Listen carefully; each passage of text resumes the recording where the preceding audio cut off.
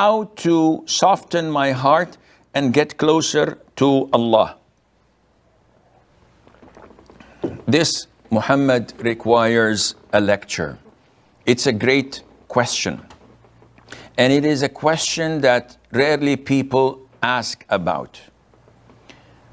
Allah Azza wa Jal, and this is a hadith mentioned in Sahih Muslim, where the Prophet said, alayhi salatu wasalam, Allah does not look at your bodies and your wealth. Rather, Allah looks at your hearts and your deeds, what you do. So what Allah looks at, what Allah evaluates at the end of the day is what is in your heart. And this is something no one knows about except Him subhanahu wa ta'ala.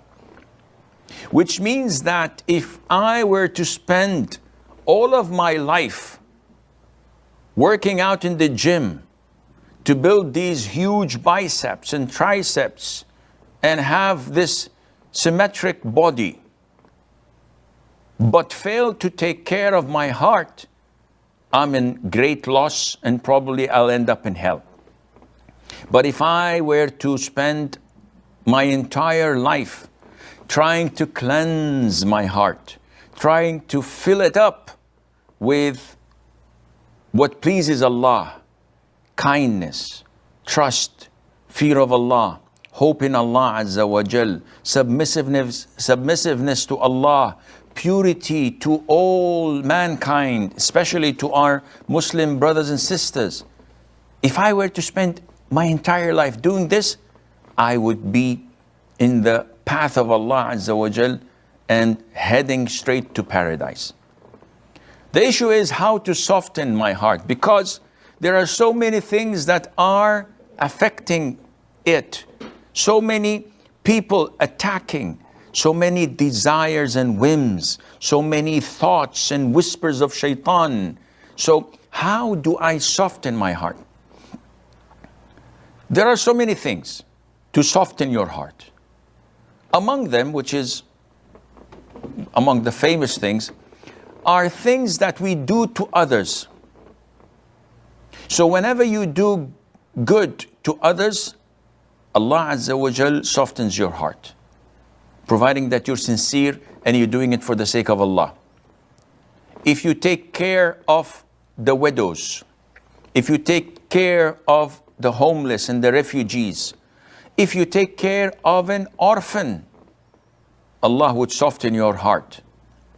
The Prophet said to one of his companions, sallallahu alaihi wasallam, and may Allah be pleased with the companion, do you want to attain what you desire and to get your heart softened?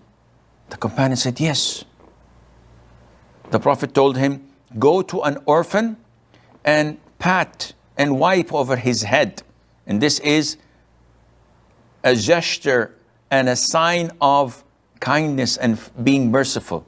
When you see a 5-year-old or a 6-year-old orphan and you do this on their head and you hug them, they feel the love and compassion which they miss from their departed father. That's why he is or she is an orphan. The Prophet said, do this, alayhi salatu wasalam, and you will attain what you're looking for and your heart will be softened. So doing good to others softens your heart. Feeding the poor, the hungry, providing for them softens your heart. Among the most favorite things to do, and this is between you and Allah. See, doing good to others is between you and the people. Now, there are things that are between you and Allah.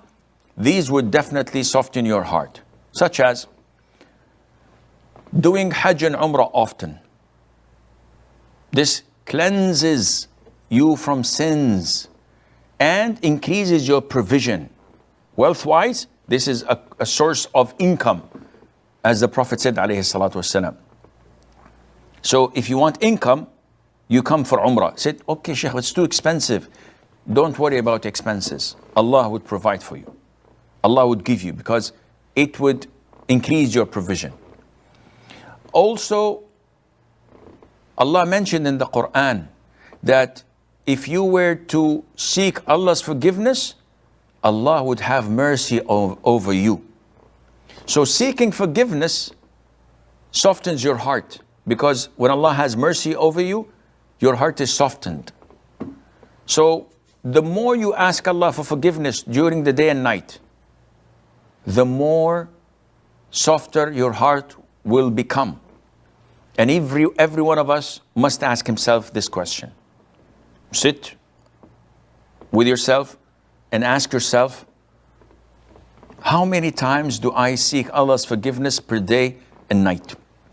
Today, how many times did I say, Astaghfirullah wa atubu ilayh? And you will find that maybe I said this 3 or 4 times when I made a mistake. So for example, someone said to me, I thought you said you were not coming. And I said, oh, astaghfirullah, I forgot. So I did not say it because I am actually seeking Allah's forgiveness rather than to apologize. The Prophet says, alayhi salatu wasalam, my heart is covered and I would seek Allah's forgiveness 100 times or more than 100 times. The heart is covered by negligence, by forgetfulness, and in our cases, you and I, by sins. So we have to keep on asking Allah forgiveness so it would become soft again. Not only that, Ibn al-Qayyim, the great scholar of Islam, asked his mentor, his Shaykh, Ibn Taymiyyah, may Allah have mercy on their souls. And he said, "O Shaykh, tell me, which is best, to glorify Allah by saying Subhanallah wa bihamdih, or to seek Allah's forgiveness by saying Astaghfirullah?" So Ibn Taymiyyah gave him an example that can be remembered and understood. So he said to him, when the garment is clean, putting perfume on it would be the best thing to do. If my garment is clean, it's white, it has no spots on it and no smell, perfuming it would be the best thing to do. But when the garment is dirty and soiled, is it logical to put perfume on it? No. The best thing for it is hot water and soap, meaning to wash it. Now, Ibn Taymiyyah is telling Ibn al-Qayyim that if you have no sins and you're a righteous person, saying Subhanallah is the best for you.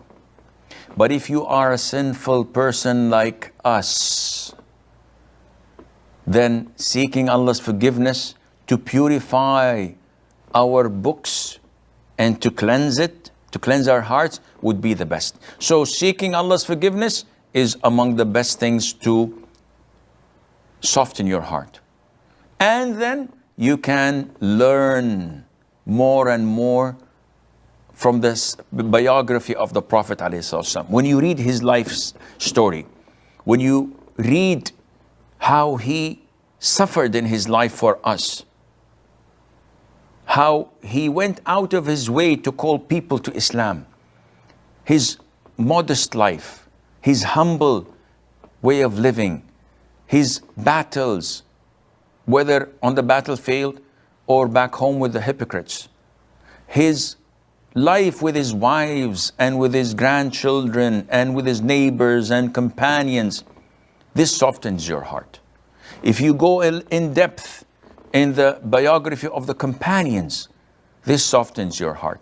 If you go in depth in the biography and the life stories and styles of the great scholars of the Salaf, this definitely softens your hearts. And the more you read the Quran, contemplate on it, read the tafsir, the more you will get closer to Allah and you will find that your heart is being revived. And as I said, this requires a full-fledged lecture. May Allah Azza wa Jal make our hearts soften to his instruction and to meet